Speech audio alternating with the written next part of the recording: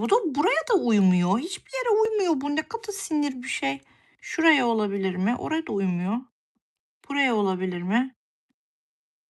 Üf, benim bunu hiç bu aptal parça hiçbir yere uymuyor arkadaşlar. Deli etti beni ya.